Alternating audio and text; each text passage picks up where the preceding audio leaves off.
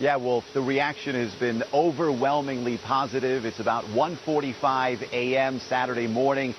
Word came that President Obama and President Rouhani had spoken on the phone late Friday night, about 11 p.m. We tried to talk to as many Iranians as possible, and every single one of them was ecstatic, thrilled. They love the fact that these two presidents had made contact.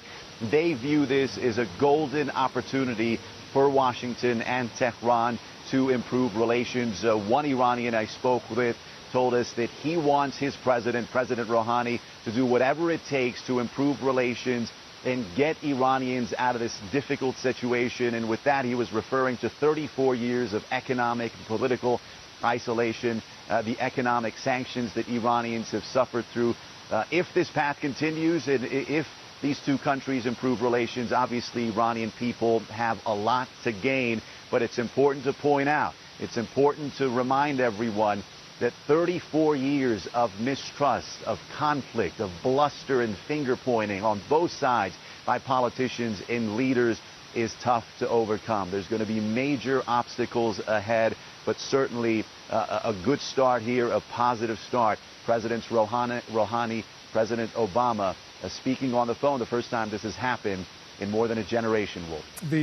On Tuesday, when they were both in New York, there was a lot of speculation they would at least meet informally, have a handshake, a photo opportunity, if you will. It didn't happen. The President of the United States wanted it to happen. The Iranians said it was too complicated. They need more time to prepare. There was a lot of speculation that hardliners inside Iran didn't want the Iranian president to meet with the leader of what they used to call the evil empire, i.e. the United States. How are they going to react, these hardliners, to what Susan Rice, the national security advisor to President Obama, just said? It was Hassan Rouhani's idea for this phone call today.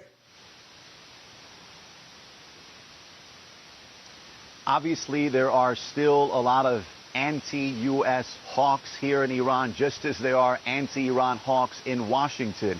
They are wary about Hassan Rouhani's new moderate centrist strategy.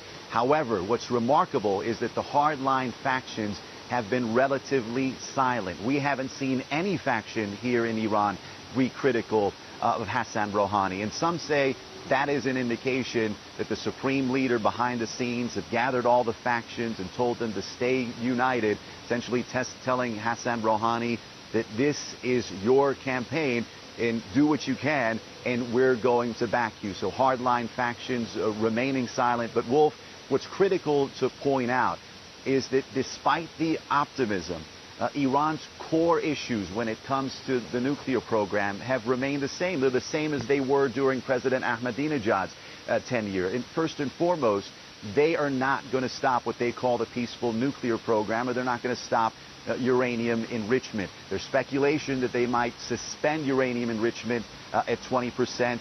Or open up some of their facilities, some of their military facilities, perhaps to broader inspections. But they've made it clear that in these negotiations, whatever happens, they don't want to be viewed as appeasing Washington or backing down to demands. Whatever they do, they want something substantial in return. They want to be treated as equals. They want their nuclear program to be recognized. And maybe most importantly, for Iranians here, they want some of those tough economic sanctions to be eased.